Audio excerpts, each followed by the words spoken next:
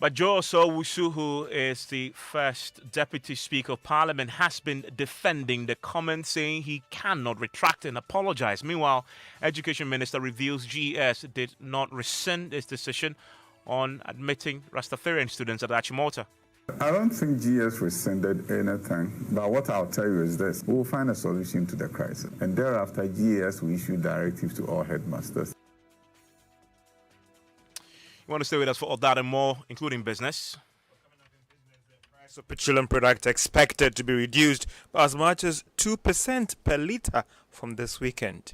And in sports, we'll hear from the Division 1 League Committee on steps being taken to curb violence at match venues after yesterday's brutal assault of match officials at Wamanafo.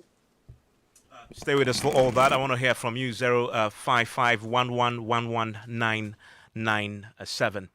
Now, tonight, the Attorney General and Minister for Justice, Godfrey Adame, is tasking the police administration to immediately deal with all unresolved murders and domestic violence. Now, Mr. Adame, who spoke to members of police hierarchy, including IGP Opon Bonum, earlier today, emphasized the need for resolution of crimes, including the murder of journalist Ahmed Swale. He has therefore asked the Director General of the Police CID to present a report on such criminal investigations to his office within a week for advice and action. I would also draw your attention to various unresolved crimes. Indeed, there has been quite a number of unresolved murder cases. Key among them is the longer-standing Ahmed Swale matter. And indeed, there's a need for a resolution for that crime, because the resolution will actually even indicate the motive for the commission of the crime. Now it's become it's gained currency that the person was killed on account of the work that he was doing. That may necessarily not be the case. The person could have been murdered not really on account of his work. It could have been as a result of many other concerns or motives. But it can only be ascertained through a resolution of that crime.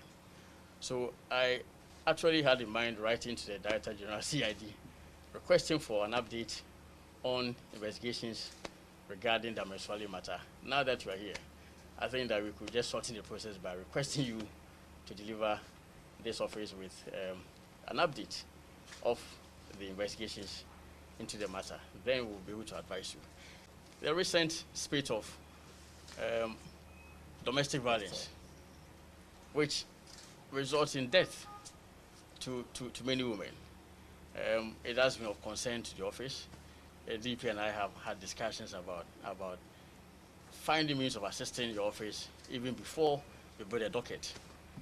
And I think that the last one, the major one, was this Lillian Dejo, who was killed.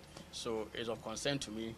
I would add it to the list of cases that I would request the Director General of CID to present an update on investigations into for us. And I would really appreciate if the report is presented. I don't know whether a week will be okay. The entire period of investigations. So, and then of course some of them are already in court. So, Professor Bene and all, I believe that in court. So, but there's clearly the urgent need to resolve murder cases. A friend of mine jokingly said one time that Ghana, for your addressing honorable, be careful with your movement. If you die, people will just sweep 1 month and that's it. They will forget about it. They will never be able to resolve it. And that is very unfortunate. Well, also today in this meeting, the Joy News investigations that uncovered how a gold smuggling syndicate illegally exports gold through the country's land, airports, and seaports also came up. Now, this illegal business is aided by security operatives, politically connected individuals, and shipping agents, costing the country billions of dollars in revenue. The Attorney General asked the police to deal with that particular issue.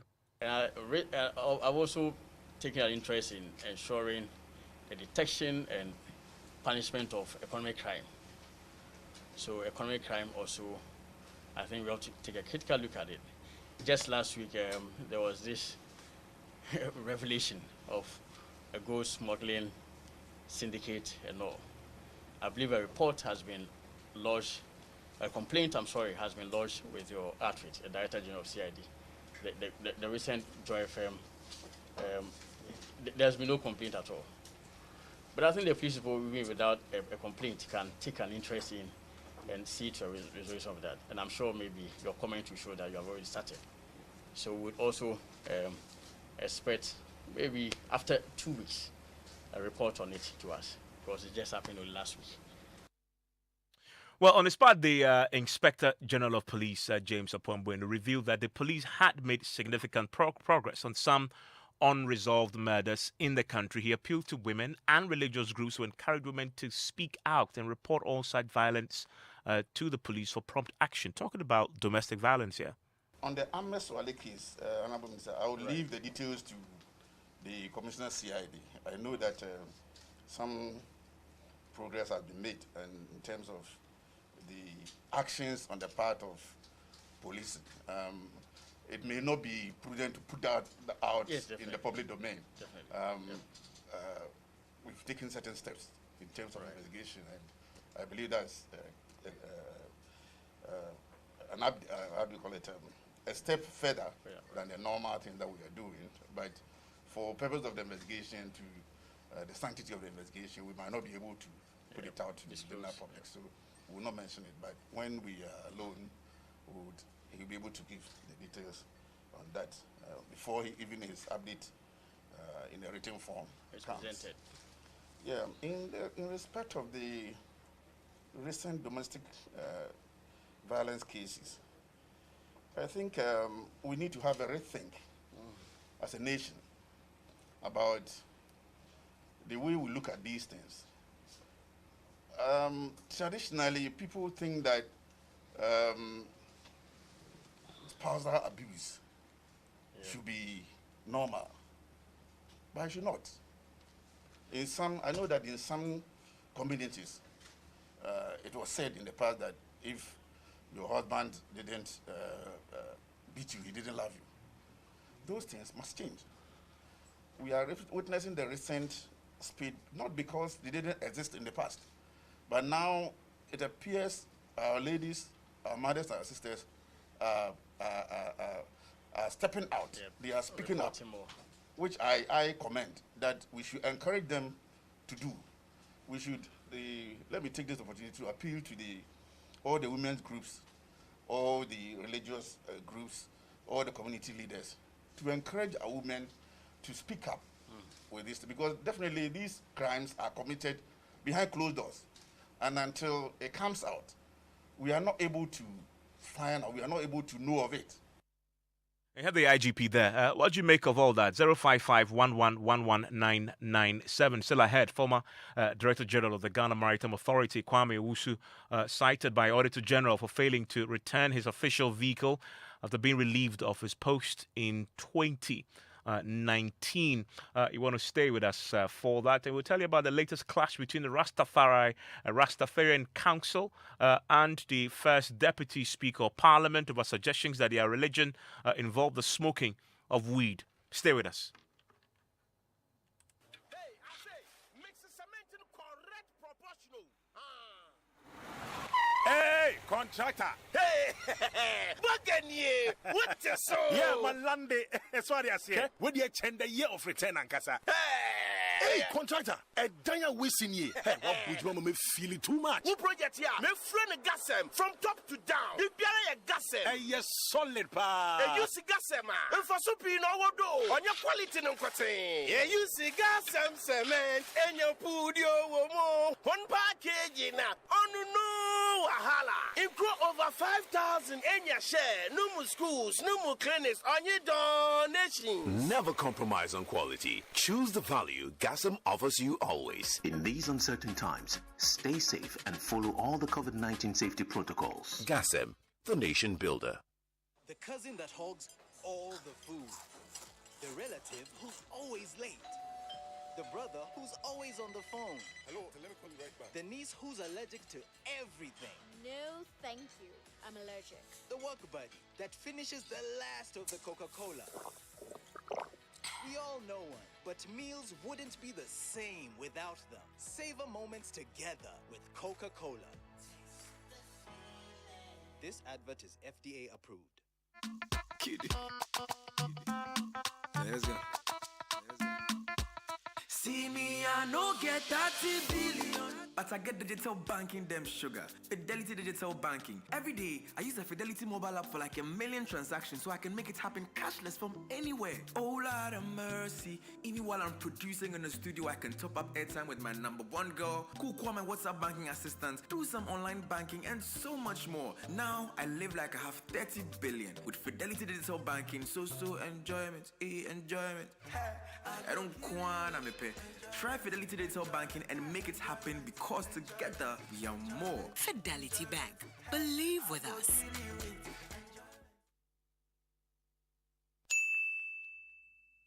It's 6 p.m. Watch Inside Out on DSTV every Wednesday and Thursday at 8:30 p.m. on Aquaba Magic, DSTV channel 150. Aquaba Magic, welcome home. And also live on Newsnight, it's on Joy99.7 FM. Now, the former Director General of the Ghana Maritime Authority, Kwame Owusu, has been cited by the Auditor General for failing to return his official vehicle, or the A6, after he was relieved of his post in 2019. The former maritime boss was embroiled in controversy over reports he had installed 13 air conditioners at his official residence during his tenure. The Auditor General's report on public boards recommended management to provide sufficient basis for assignment of the vehicle. Well, let's get into the details of what the Auditor General uncovered. Let me bring in Kweku Asante, who has been studying it. Kweku, so what exactly are the highlights on the official vehicle the former Maritime Authority boss is keeping in his custody? Right, so according to the Auditor General, contrary to Regulations 1 of the Financial Administrative Regulation, LI 1802, an Audi A6 vehicle with registration number GH76817 for the official use of the former Director General Kwame Owusu is still in his custody after he was relieved of his post in March 2019. The report is recommending management to provide a sufficiently documented basis for the assignment of the vehicle to the former Director General, failure of which the vehicle should be returned to the authority. Well, we have contacted Mr. Owusu. What was his response? Well, so Mr. Owusu says that the vehicle has been sold to him. He says it was valued by the appropriate authority and he has every document to back his claim the state sold the vehicle to him. He explains that the reason why the vehicle was sold to him was that his successor would be given a new vehicle and could not use the one he had used. There were other infractions that the Auditor General raised over the operations of the Ghana Maritime Authority. Right, so the Auditor General maintained that contrary to the second schedule of the Public Procurement Authority, the head of entity approved the procurement of goods and services totaling 3,011,506.57 pesos. The value of each of the transactions was more than the approved threshold of 100,000 cedis for the head of the entity. They are urging management to ensure compliance with all the provisions in the Act in all future transactions. Meanwhile, the officers involved in the breach of the Act should be sanctioned in accordance with Section 92(1) of the Public Procurement Act. Also, the authority made payment for the procurement of vehicle before agreement and Public Procurement Authority approval. They made the initial payment of 119,709.11 pesos to Silver Star Auto Limited for the purchase of 33-seater Mercedes-Benz bus on 1st June 2018. This was before the contract was signed on 12 November 2018 and PPA approved the letter to use restricted tendering dated 20th August 2018. The Auditor General is recommending to management to subject any procurement to the requirements of the Public Procurement Act 2003 prior to any payment being made. Meanwhile, the officers involved in the breach of the Act should be sanctioned in accordance with Sections 92(1) of the Public Procurement Act. We've reached him. His response is part of what we brought to you. He says he bought the car legitimately so, and of course, he owes nobody any further explanation as far as that is concerned. So listen to Newsnight. It's on Joy 99.7 FM. Now, Ghana's quest to vaccinate 20 million of the population, in effect, gain herd immunity, which will help the country defeat COVID-19 is under threat. Now, fake news and misinformation have been taking over factual information on social media as well. In a Joy News latest hotline documentary titled Conspiracies, Jabs and Myths, Manor Kranting of our health desk looks at the effect of misinformation on the vaccination exercise. Yeah, accepts. The vaccine was me, I not go take. Yeah, and actually I heard it was for the poorest country. Something which is for the poorest country. Several conspiracy theories had already gone ahead of the rollout and eventually entered the church. Pastor Chris Oyakilome is a respected preacher with millions of followers. If you call yourself a Christian, a minister of the gospel, and you're going supervising churches to ensure they follow these guidelines, you are not a Christian. You never were. He talks about how COVID-19 vaccines and masks actually usher in the mark of the beast, a reference to an apocalyptic passage from the book of Revelation that suggests that the Antichrist will test Christians by asking them to put a mark on their bodies. But founder and leader of the Action Chapel, Archbishop Nicholas Duncan Williams, has a different opinion. Church, vaccine is vaccine. I have faith, but taking the vaccine is also common sense and it's also wisdom.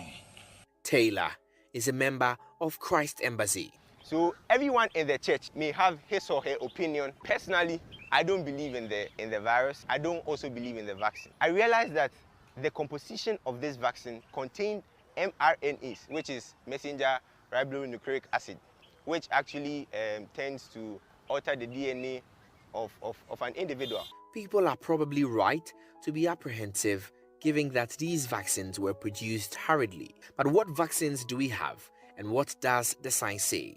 The two vaccines that we have at the moment, that is the Covishield, is the AstraZeneca Oxford vaccine manufactured by Serum Institute of India, and what you call the Sputnik V, which is manufactured by a company in Russia. Now, emergency use authorization is a pathway that we use.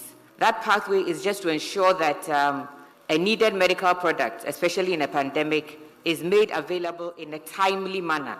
We have not bypassed any safety or efficacy standards that we would normally look out for. Well, Manor Cranting filed that reporting that part of a documentary fully will be aired tonight on the Joy News channel. It's from 8:30. You don't want to miss that for anything. Make time with Manor Cranting, a full documentary on the Joy News channel.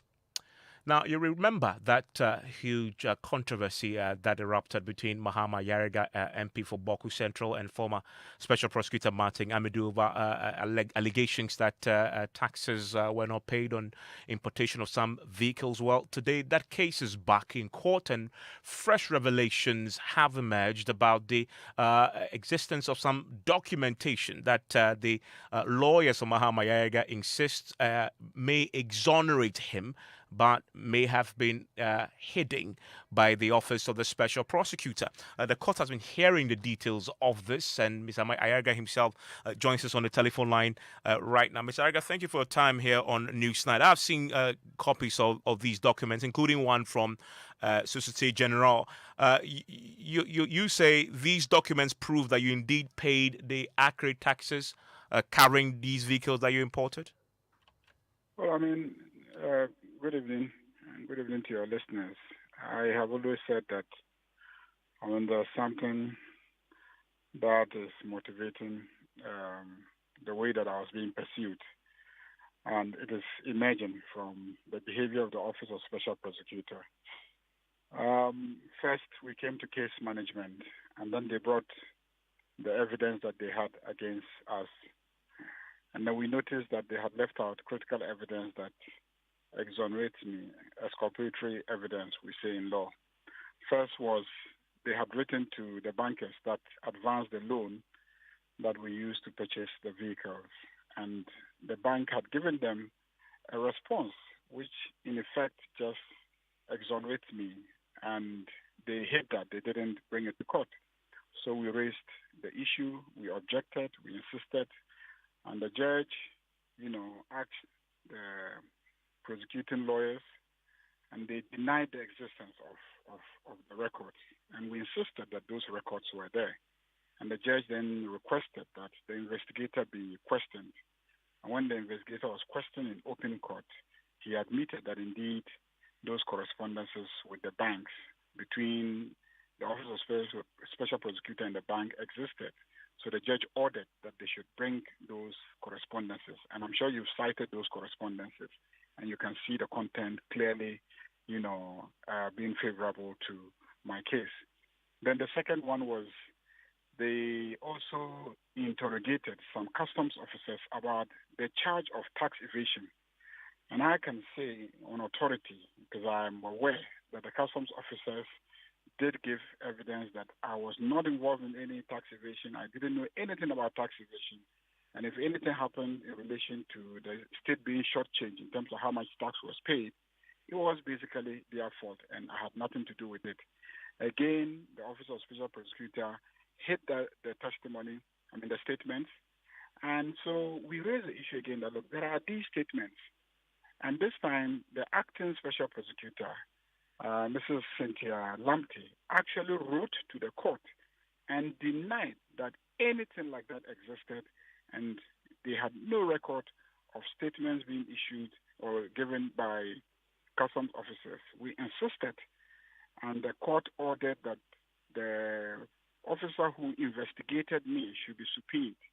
And when the officer came today, she testified in court that yes, she invited the customs officers, she interrogated them, they came with their lawyers, and they all gave statements, and the statements are in the Office of Special Prosecutor.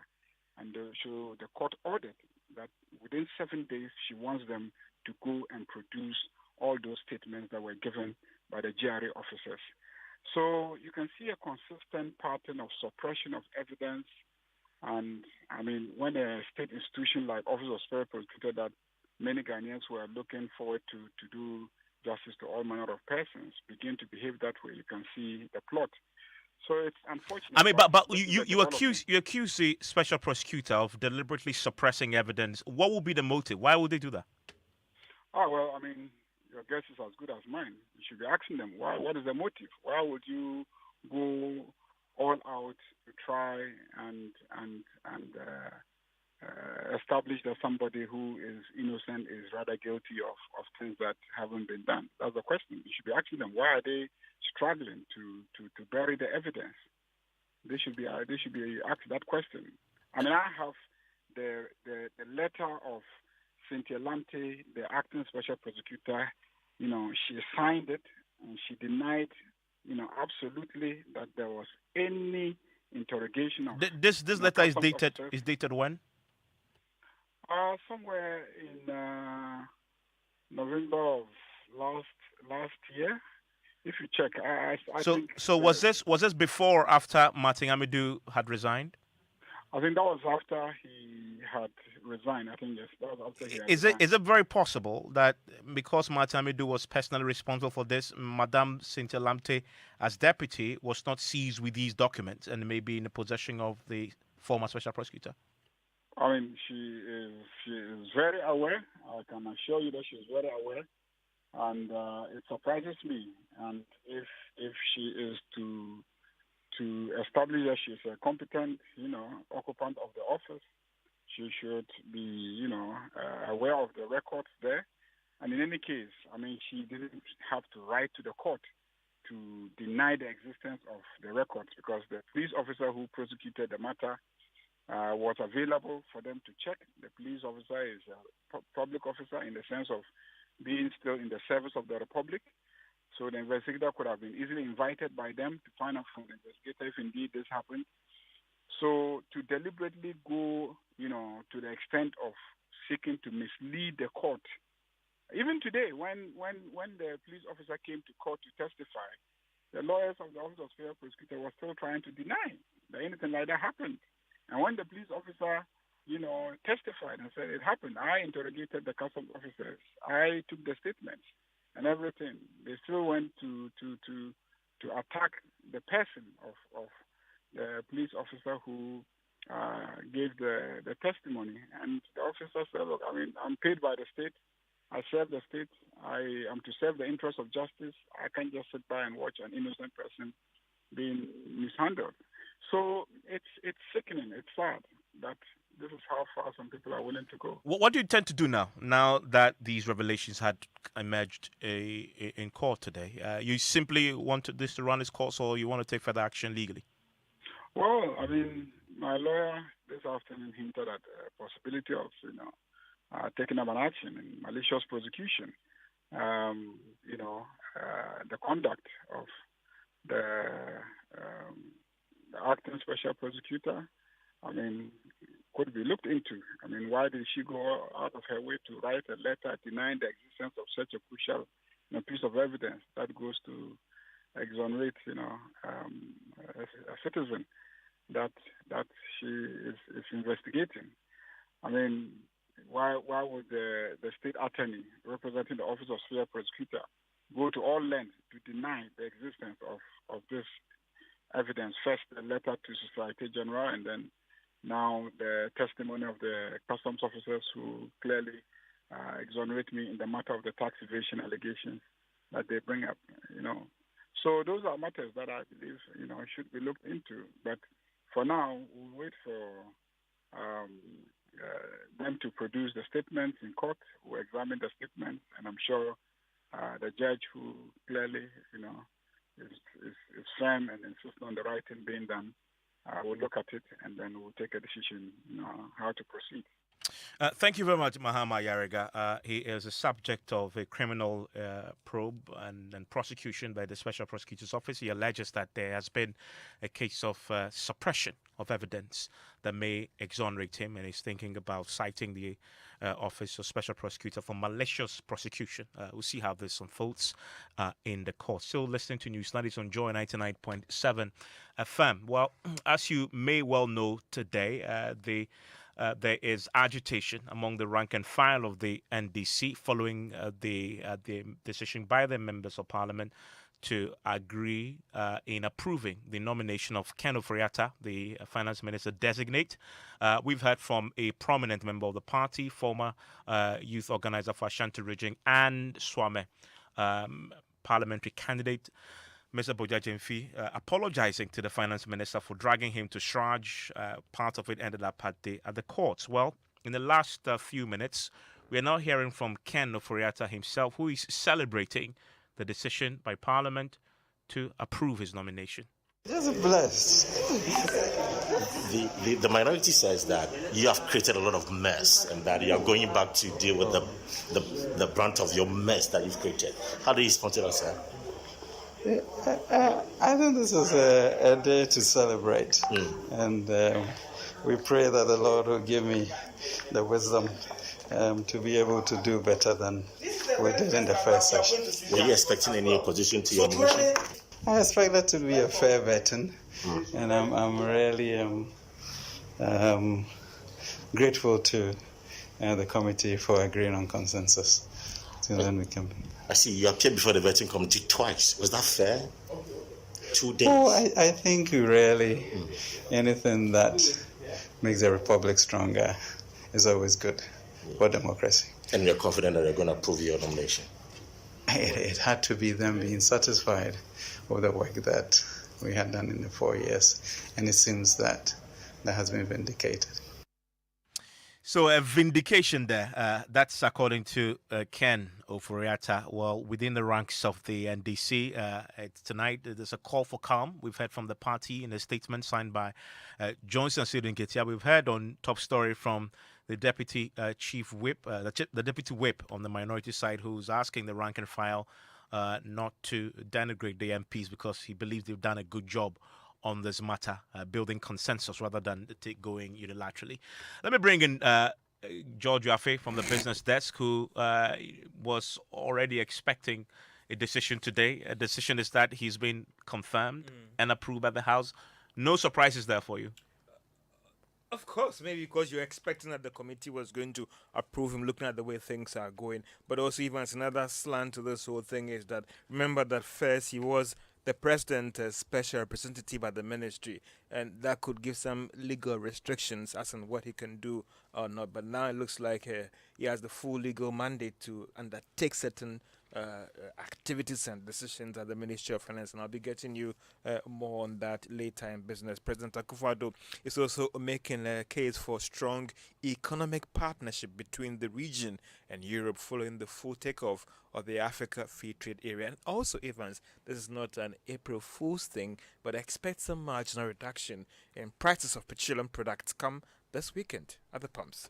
Well, the business news on Newsnight Evans is brought to you by MTN Business. Welcome to the new world of business. Kingdom Books and Stationery, your number one stop shop for all your office essentials, and Allianz Insurance.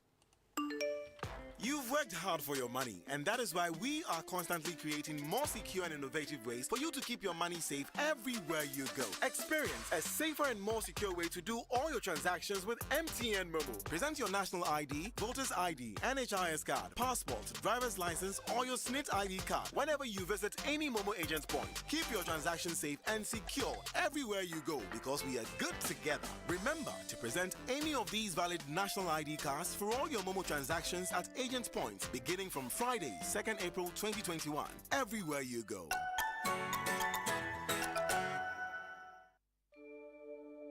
Fly to your loved ones and visit places you have missed with Qatar Airways. Benefit from award-winning safety, extra baggage allowance, and incredible savings of up to 25% to more than 130 destinations worldwide. Plan ahead with guaranteed flexibility. Book today at QatarAirways.com. Terms and conditions apply. Qatar Airways, going places together.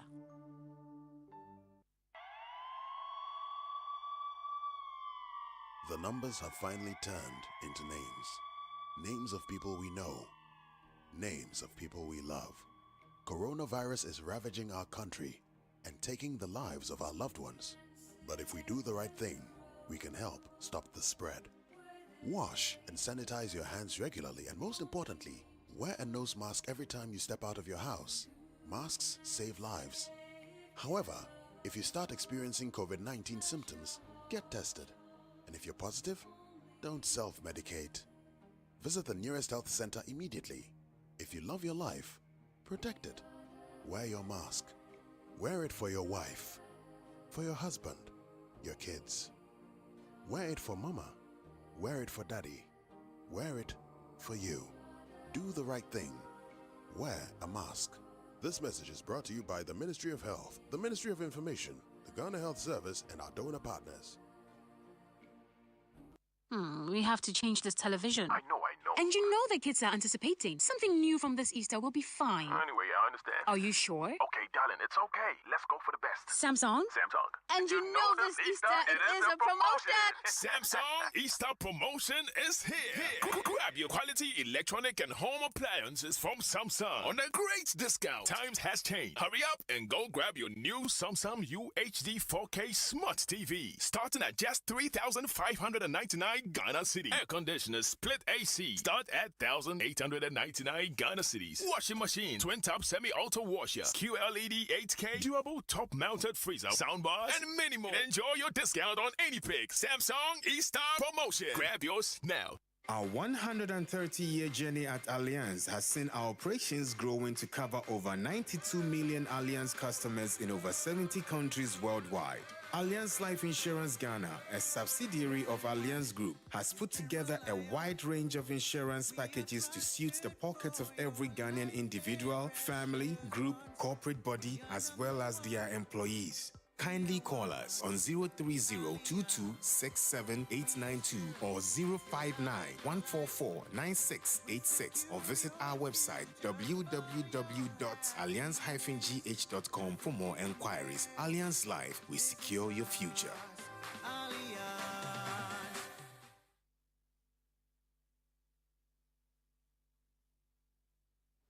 Back to business on Newsnight. Now, President Akufo-Addo is making a strong case for a strong economic partnership between the region and Europe following the full take-up of the Africa Free Trade Area. Speaking at the Focus Africa 2023 conference held in Madrid, Spain, the president said this is the time for Europe to see Africa as a real trade partner. Imagine the investment and business opportunities offered by the infrastructure required to link our markets more effectively. And imagine the business opportunities that this huge market would offer for manufacturing and service firms from Spain and Europe that could establish production facilities in Africa to serve the African markets. And with the enhanced growth that will result from all of these, the market opportunities for exporters from Spain and Europe could be truly amazing. We in Ghana are embarked on a path of accelerated economic development through improved macroeconomic, emanating from reforms in public policy and administration, creation of conducive environments for businesses to flourish, tackling excessive bureaucratic procedures. And that's President Akufo-Addo speaking from Madrid in Spain at the Focus Africa 2023. Now, Kenneth Ferretta is now has a mandate to take decisions at the Ministry of Finance, having secured the Parliament approval, actually following his approval today. Now, initially, he was actually operating at the Ministry of Finance as President's special representative, but following this move, he will now have the legal mandate to take decisions independently at the Ministry of Finance. This is now leaving the way for him to be officially sworn in by President Akufo-Addo. Earlier on, he talked about his approval from Parliament and what he'll be doing next. Just blessed. The minority says that you have created a lot of mess and that you are going back to deal with the brunt of your mess that you've created. How do you respond to that, sir? I think this is a day to celebrate. And we pray that the Lord will give me the wisdom to be able to do better than we did in the first session. Were you expecting any opposition to your motion? I expect that to be a fair vetting, and I'm really grateful to the committee for agreeing on consensus. So then we can. I see you appeared before the vetting committee twice. Was that fair? 2 days. Oh, I think really anything that makes the republic stronger. Now, Finance Minister Ken Ofri-Atta, following its approval by the Appointment Committee and the whole House, that is Parliament, today as a new Minister for Finance, pending the swearing in by President Akufo-Addo. Now, prices of petroleum products are expected to be reduced marginally later this week. Now, this is based on Joy Business projections and data secured from the importers of the petroleum products. We have more in the following Business Desk report. A litre of petrol is expected to be reduced by 2%. This should mean that petrol should be selling at 5 cedis 32 pesos. On the other hand, a litre of diesel should go down by just 1%, selling at 5 cedis 41 pesos, which will translate to 24 cedis 52 pesos a gallon. These are the prices that the bulk oil importers are willing to sell to the oil marketing companies from Thursday. It remains unclear whether oil marketing companies will pass on the reduction to the consumers or keep the prices unchanged. This is because some of them have told Joy Business that they are still struggling to recover their full cost of operation. Therefore, some of these developments could actually afford them an opportunity to recover. There is a likelihood that this reduction may not be passed on to the consumer. If market leaders like Goil, Shell and Total move their prices, the rest could follow. Another good news that came in today was that the release of the vessel that had been stuck on the Suez Canal for days, which affected shipment of fuel, has been released. The development actually led to the prices dropping by 2%. Prices should have been on the decline, possibly from next month because of current development on the world market. However, one is not sure if the application of this new tax on petroleum products from next quarter could affect the change in trend and possibly result in prices shooting up in the next review. And that is a Business Desk report. Now, indigenous petroleum sector player Woodfields Energy has denied reports that it is holding payments due to Tema Oil Refinery. This follows report that it owes Tema Oil Refinery some $5 million, a move that is badly affecting the operations of the refinery. But in a statement, the firm noted that as far as is concerned, it has made all payments due the refinery and is not in any way withholding payments due the Tema Oil Refinery. Now, the Ghana Real Estate Development Association is seeking support from development partners and government to undertake strategic moves to track down illicit financial inflows into the financial sector. President of the association, Patrick Ebo, spoke to Joy Business after addressing a national workshop on enhancing anti-money laundering compliance by designing non-financial business and professionals in Accra.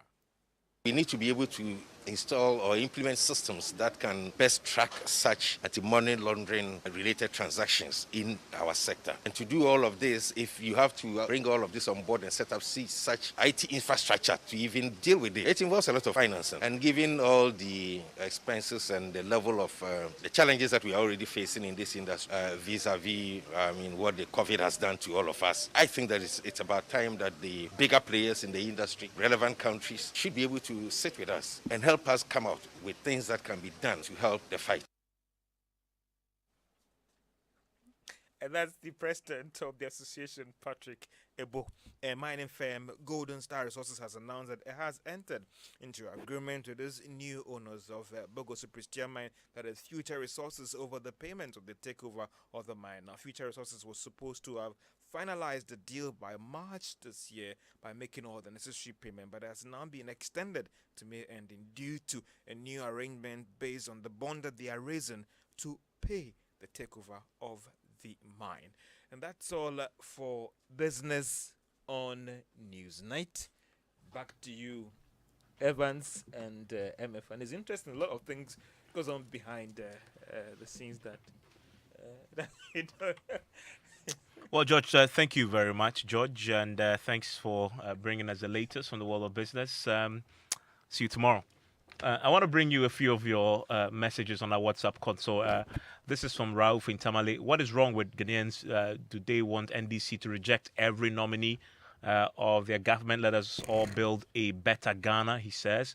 Abrantia from Tamale South says, I'm totally disappointed and gutted that a parliamentary candidate I voted for in the person of the minority leader could rise up to support the approval of Colonel Furiata by consensus. This clearly shows that our parliamentarians are serving their parochial interest and not the interest of the nation, nor that of the NDC. Our minority parliamentarians have clearly led with the grassroots down. He says this is so annoying. Lincoln in Aquitiman. What's happening in Parliament is not a new thing. You scratch my back today and I scratch your back tomorrow, he says. Righteous in Keta, the finance minister is the best man for the job. It is time we stop the talk and put all hands on the table in order to move our country forward, he says. And also Peter says, I am flabbergasted when I heard Joe Sousu make comments. Persons of his caliber shouldn't have made those unprofessional comments, he says. We'll come to that story shortly.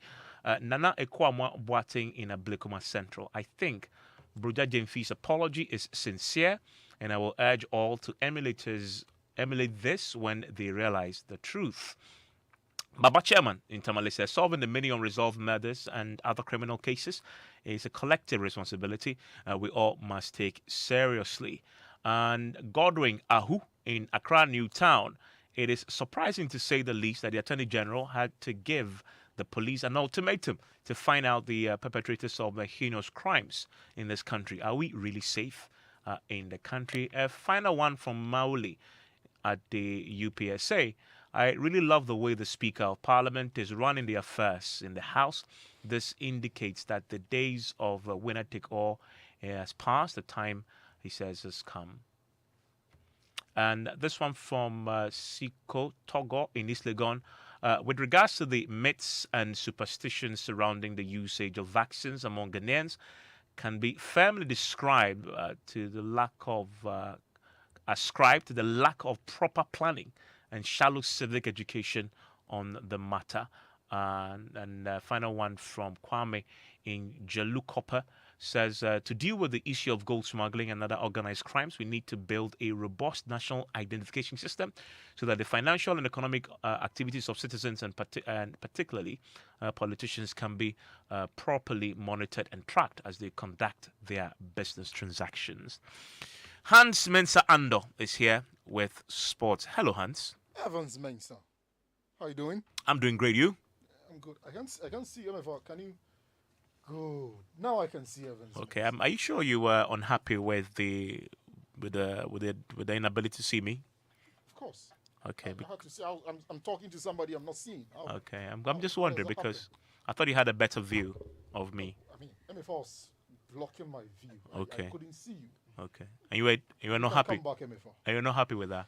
Let's get into the sports. And very unfortunate scenes at Wamanafo yesterday in that Division 1 League game between Wamanafo Mighty Royals and Tanobo Faka, because the match officials were lynched. Now, the Ghana Football Association earlier today issued a statement banning Wamanafo Town Park indefinitely after that particular incident. In response to that action taken by the GFA, the Division 1 League Management Committee, they've also lauded the GFA's steps at imposing the ban and added that plans are being put in place to check the violence at Division 1 League games. Sheikh Tawfiq is a member of the Division 1 League Management Committee. If clubs are banned from stadiums or their match venues to other places to serve as punishment, and still others are perpetrating those, barbaric acts, what it means is that the punishment is not being punitive enough. So we think that points deduction should be considered, as one of the punishments. It's because of the points that these clubs are fighting. So if in the end you beat a referee, or you will be too, you perpetrate acts of hooliganism at the center, and the points that you are fighting for is taken away from you, we think that it can help in fighting the current situation that we find ourselves in. The structures are being put in place to ensure the avoidance of such occurrences in the future. There are steps that are being taken to ensure that these things don't happen again. It's quite unfortunate that, as I indicated earlier, it's something that we least expected to happen, but it has happened. And we, from now, trying to find solutions and find strategies of at least ensuring that some of these things do not happen again. So that's Sheikh Tawfiq, who is a member of the Division 1 League Management Committee. And Evans, over the weekend, Benjamin Azamati, you know him? Sounds familiar. Okay, so he's a Ghanaian sprinter, and currently he's run the fastest time in the world in 2021. Goodness me. Yeah, sub 10, 9.97. The Joy99.7 frequency numbers is what Azamati did over the weekend. And the new national record, beating Leo Miles Mills, is 9.98. So great. He also qualified for the Olympic Games. So maybe, just maybe, Ghana could be coming back with a medal from the Olympic Games. We're looking forward to that with high hopes. Thank you, Evans Mensah. Now, the Rastafari Council has described as ignorant and irresponsible comments by First Deputy Speaker of Parliament, George Owusu, on the floor of Parliament last week, suggesting that Rastafarianism as a religion involved the smoking of marijuana. I also get worried about the attempt to rope in Rastafarianism as a religion. If we do, then we complicate the matters for the young man. The reason is this: if you study Rastafarianism, it involves the smoking of weed. It includes the smoking of weed. And weed is an illegal substance. It is not a substance that is permitted. Well, President of the Rastafari Council, Ahuma Okanse, popularly known as Daddy Bosco, has described the First Deputy Speaker's comments as irresponsible and is demanding an apology and a retraction. It's a rather unfortunate statement, and it's based on ignorance. Why am I saying this? Because there are many Rastas who don't smoke. And let me liken this to Roman Catholicism, where Roman Catholics have their sacraments. However, there are devout Catholics who do not partake of all the sacraments. So if someone has read somewhere a statement by somebody and then jumps to a conclusion that Rastafarianism is akin to weed smoking, I tell you something, this is one of the most unfortunate and irresponsible statements we've had in a long time. And personally, I have loads of respect for the Deputy Speaker of Parliament, but this statement is causing so much consternation, and I wonder the basis for such an ill-informed statement. Roman Catholicism has various sacraments.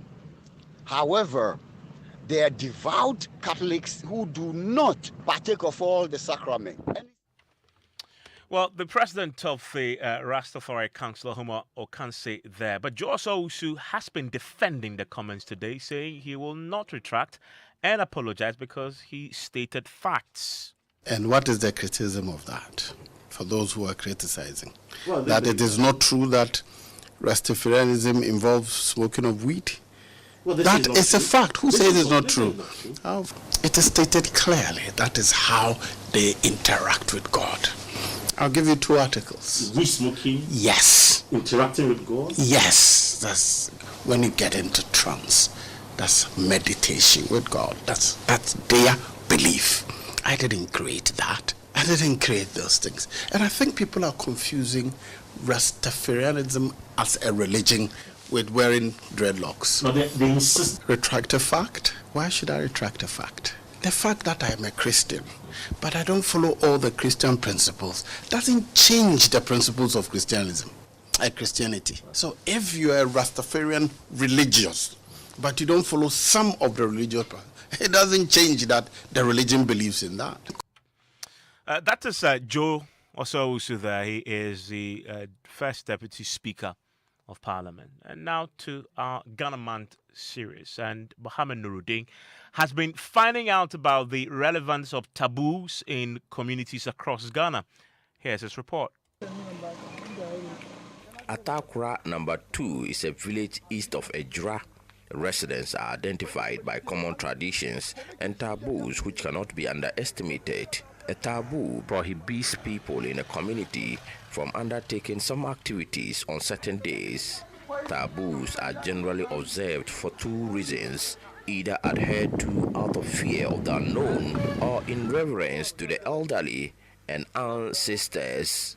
The residents of Atakura number 2 believe violating taboos could cause misfortunes in the form of illness, crop failure, or even death. When you go to the farm on Fridays, your crops will fail because it is prohibited to go to the farm that day.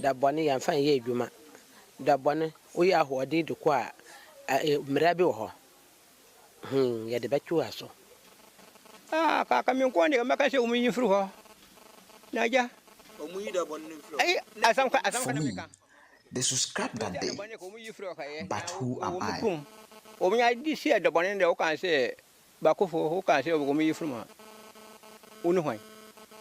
Planting and harvesting may take place on certain days of the week. Paul Mayim is the chief of Atakura number 2.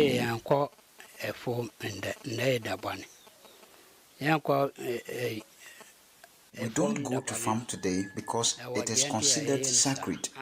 Something bad could happen to you if you go to farm.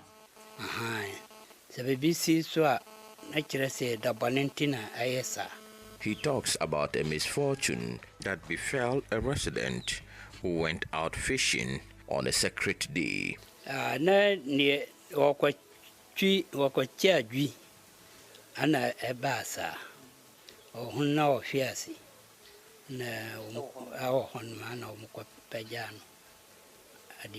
man was stricken by an evil spirit when he went out fishing on Friday. He finally died on the way to the hospital, and it was as a result of flouting the taboo not to go to farm on that day. And that's it for Newsnight tonight. My name is Evans Mensah, and enjoy the rest of your evening. And up next is That's My Opinion with Nanan Sakwao. And guess what they're talking about tonight? The people versus Rasta. Stay tuned.